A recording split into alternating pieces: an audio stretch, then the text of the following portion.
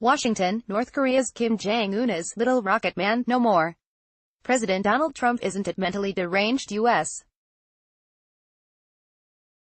Dotard. In the year since Trump's searing debut UN speech fueled fears of nuclear conflict with North Korea, the two leaders have turned from threats to flattery.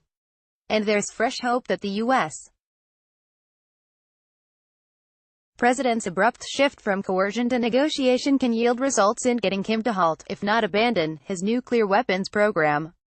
Trump will address world leaders at the United Nations on Tuesday on the back of an upbeat summit between South and North Korea, where Kim promised to dismantle a major rocket launch site in the North's main nuclear complex at Pyongyang if it gets some incentive from Washington. North Korea remains a long way from relinquishing its nuclear arsenal, and the U.S. has been adding to, not easing, sanctions. Yet the past 12 months have seen a remarkable change in atmosphere between the adversaries that has surprised even the former U.S. envoy on North Korea. If someone had told me last year that North Korea will stop nuclear tests, will stop missile tests, and that they will release the remaining American prisoners, and that they would be even considering dismantling Pyongyang, I would have taken that in a heartbeat, said Joseph Yun, who resigned in March and has since left the U.S. Foreign Service. Since Trump and Kim held the first summit between the U.S. and North Korean leaders in Singapore in June, Trump has missed no chance to praise Chairman Kim, and Kim has expressed trust and confidence in the American president he once branded senile. But progress has been slow toward the vague goal they agreed upon, denuclearization of the Korean peninsula, which has eluded U.S. presidents for the past quarter century. The U.S. wants to achieve that by January 2021, when Trump completes his first term in office. Although Kim won't be going to New York next week, meetings there could prove critical in deciding whether a second Trump-Kim summit will take place anytime soon. Secretary of State Mike Pompeo has invited his North Korean counterpart Ri Yong-ho for a meeting in New York, and Trump will be consulting with South Korean President Moon Jae-in, fresh from his third summit with Kim this year.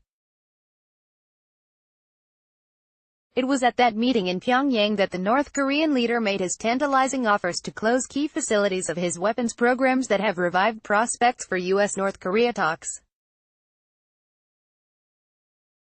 Yun, who spoke to reporters Friday at the United States Institute for Peace in Washington, said the U.S. goal of achieving denuclearization in just 2 years is unrealistic, but closing Pyongyang, where the North has plutonium, uranium and nuclear reprocessing facilities, is significant and offers a way forward. That's a far cry from last September. After Trump's thunderous speech, Yun's first thought was on the need to avoid a war. The president vowed to totally destroy North Korea if the U.S. was forced to defend itself or its allies against the North's nukes. Rocket Man is on a suicide mission for himself and his regime, the president said. His blunt talk triggered an extraordinary, almost surreal, exchange of insults. Kim issued a harshly worded statement from Pyongyang, dubbing the thin-skinned Trump a mentally deranged U.S. dotard. A day later, the North's top diplomat warned it could explode a hydrogen bomb over the Pacific Ocean. Tensions have eased hugely since then, and cracks have emerged in the international consensus on pressuring North Korea economically to get it to disarm. The U.S. accuses Russia of allowing illicit oil sales to North Korea. Trump has also criticized China, which has fraternal ties with the North and is embroiled in a trade war with the U.S., for conducting more trade with its old ally. Sanctions could even become a sore point with South Korea. Moon is eager to restart economic cooperation with North Korea to cement improved relations on the divided peninsula. All that will increase pressure on Washington to compromise with Pyongyang, providing the incentives Kim seeks, even if the weapons capabilities he's amassed violate international law. He's likely eyeing a declaration on formally ending the Korean War as a marker of reduced U.S. hostility and sanctions relief.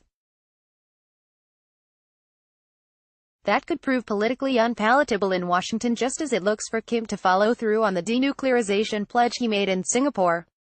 Frank Aum, a former senior Pentagon advisor on North Korea, warned tensions could spike again if the U.S. does not see progress by year's end, when the U.S.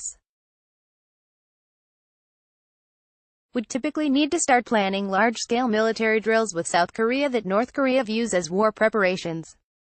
Trump decided to cancel drills this summer as a concession to Kim. Things can flip pretty quickly.